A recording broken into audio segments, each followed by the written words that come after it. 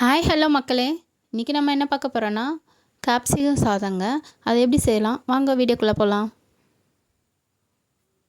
இதுக்கு தேவையான பொருட்கள் பார்த்திங்கன்னா வெங்காயம், கேப்சிகம், பூண்டு, வெங்காயத்தாள், அப்புறம் சாதம் வடித்து இந்மாரி ஆற வச்சுக்கோங்க. அப்புறம் உங்களுக்கு பெப்பர் தூள், சீரகத்தூள், டொமேட்டோ கெச்சப் கொஞ்சம்.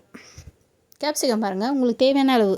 ஒரு 2 பேர்னால் பாதி எடுத்துக்கோங்க, நிறைய பேர்னால் நிறைய எடுத்துக்கோங்க. நான் இதில் பாதி தான் எடுத்துக்கிட்டேன். வெங்காயம் வந்து ஒரு ஓரளவுக்கு மீடியமான கேப்சிகம் எந்த சைஸில் கட் பண்ணுறீங்களோ அந்த மாதிரி சைஸில் கட் பண்ணிக்கோங்க.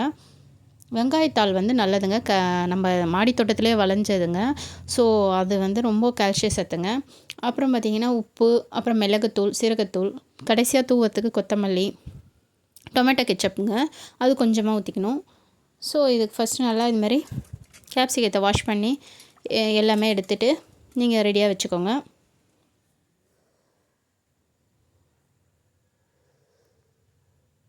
என் பையனுக்கு ரொம்ப பிடிக்கும். ஸோ நம்ம ஸ்கூல் போகும்போது எப்போயாவது வீக்லி ஒன்ஸ் இல்லை வீக்லி 2 வாரத்துக்கு ஒரு தடவை நான் செஞ்சு கொடுப்பேன்.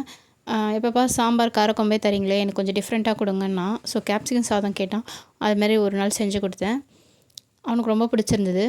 இங்கே பாருங்கள், இந்த சீட்ஸ் எல்லாம் நீங்கள் எடுத்துருங்க, இல்லைனா காரம் அதிகமாகிடும். ஸோ எடுத்துகிட்டு உங்களுக்கு தேவையான ஷேப்பில் கட் பண்ணிக்கோங்க. நான் ஒரு மாதிரி டைமண்ட் இந்த ஷேப்பில் கட் பண்ணிட்டேன். அது அந்த மாதிரி ஷேப்லேயே வெங்காயத்தையும் கட் பண்ணுங்க.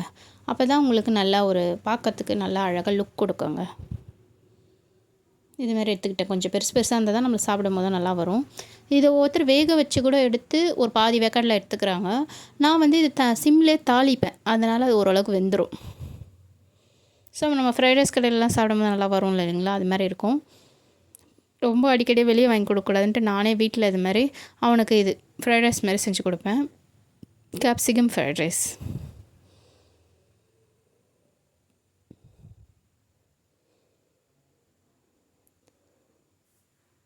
அதுக்கப்புறம் பார்த்தீங்கன்னா இதுமாதிரி எல்லாத்தையும் கட் பண்ணி ரெடியாக வச்சுக்கோங்க. அதுக்குள்ளே சாதத்தையும் நீங்கள் வடித்து ஆற வச்சுக்கோங்க ஒரு பேஷனில்.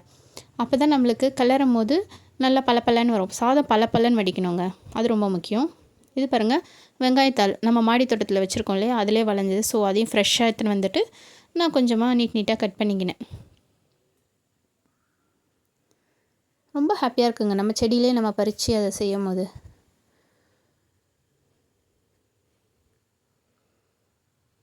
பாருங்கள், எல்லாமே இப்படி ரெடியாக எடுத்து வச்சுக்கிட்டேன். பூண்டு அது மாதிரி குட்டி குட்டியாக கட் பண்ணிக்கோங்க. ஸோ ஃபஸ்ட்டு நீங்கள் இதெல்லாம் ரெடி பண்ணி வச்சுட்டு, இந்த டொமேட்டோ கெச்சப் தாங்க 15 ருபீஸ் தான் விற்று. நான் கொஞ்சமாக ஒரு 2 ஸ்பூன் தான் ஊற்றுவேன். ஃபஸ்ட்டு நீங்கள் பேன் எடுத்துகிட்டு ஆயில் ஊற்றிக்கோங்க.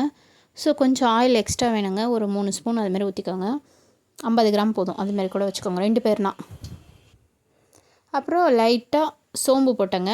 இது ஆப்ஷனல் தான், விருப்பம் இல்லைன்னா நீங்கள் ஸ்ட்ரெயிட்டாக பூண்டே போட்டுடலாம். எண்ணெய் ஊற்றின பிறகு பூண்டு போட்டுடலாம்.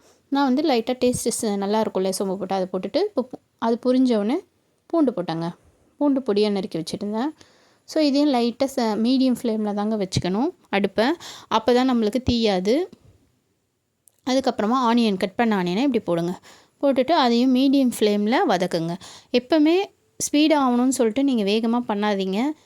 மீடியம் ஃப்ளேமில் வெங்காயம் வதக்கினா மட்டும்தான் எந்த ஒரு சமையல்லையும் டேஸ்ட் இருக்குங்க. ஸோ லைட்டாக உப்பு போட்டு வதக்குங்க. அப்போது உங்களுக்கு வெங்காயம் கொஞ்சம் சீக்கிரம் வதங்கும். ஸ்லிம்மில் நான் மீடியம் ஃப்ளேமில் தான் வச்சுக்கிட்டேன். ஒரு கொஞ்சம் நேரம் ஆச்சுங்க, ஒரு 7 மினிட்ஸ் அது மாதிரி. அப்புறம் வதங்கின பிறகு தான் அடுத்த ஐட்டமே நம்ம போடணும்.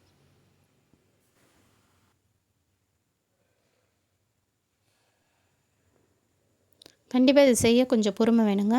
அதுக்கப்புறம் பார்த்திங்கன்னா கேப்சிகம் நம்ம கட் பண்ணி வச்சதை அதை போடுங்க. அதை போட்டுட்டு ஒரு 2 மினிட்ஸ் நல்லா சிம்லேயே வதக்குங்க.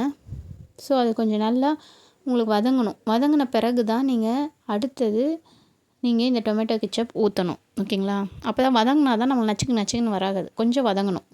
அதுக்கப்புறமா இது உங்களுக்கு தேவையான அளவு 1 ஸ்பூன் இல்லை 1.5 ஸ்பூன் ஊற்றுங்க. நான் அந்த கொஞ்சமாக தான் இருந்தது, ஸோ 1.5 ஸ்பூன் ஊற்றிட்டு அதுக்கப்புறம் பார்த்திங்கன்னா வெங்காயத்தாள், அந்த டொமேட்டோ கெச்சப் ஊற்றிட்டு ஒரு 2 மினிட்ஸ் வதக்குங்க. அதுக்கப்புறமா வெங்காயத்தாள் போடுங்க. ஸோ அதுவும் ஒரு கொஞ்சம் நேரம் தான், 2 செகண்ட் இல்லை அதுமாதிரி வதக்கிட்டு இந்த கரம் மசாலா இருந்தது இல்லையா, நான் அது கொஞ்சமாக போட்டேன், டேஸ்ட்டு நல்லாயிருக்கும்னு.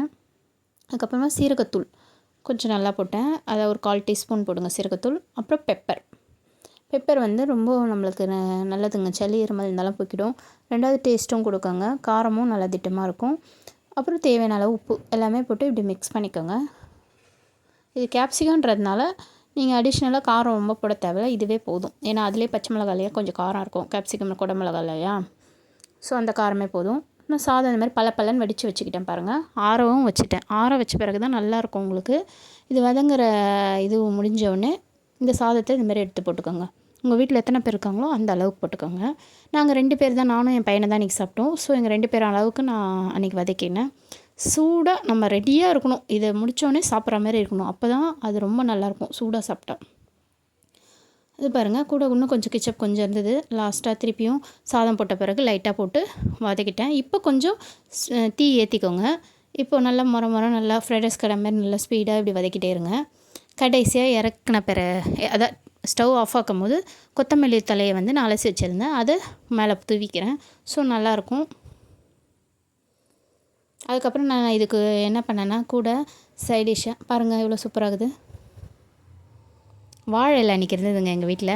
ஸோ வாழை இலை என் பையனுக்கு ஃப்ரைட் ரைஸ் போட்டேன். அந்த கேப்சிகமும் இதுவும் அந்த கலரில் தெரியவே இல்லைங்க. பையனுக்கு ரொம்ப பிடிச்சிருந்தது, எனக்கும் ரொம்ப பிடிச்சிருந்தது. கூடவே சைடிஷ்ஷாக நான் என்ன பண்ணேன்னா முட்டை இருந்தது, முட்டை ஆம்லேட் போட்டேன். ஸோ முட்டை ஆம்லேட்டில் பெப்பர் போட்டு முட்டை ஆம்லேட் போட்டு அவனுக்கு கொடுத்தேன். ஸோ ரொம்ப எங்களுக்கு பிடிச்சிருந்தது. உங்களுக்கு பிடிச்சிருந்தால் லைக் அண்ட் ஷேர் பண்ணுங்கள். மறக்காமல் நம்ம சேனலுக்கு சப்ஸ்கிரைப் பண்ணுங்கள். கூடவே பெல் ஐக்கானை ப்ரெஸ் பண்ணுங்கள். தேங்க்ஸ் ஃபார் வாட்சிங். Bye friends.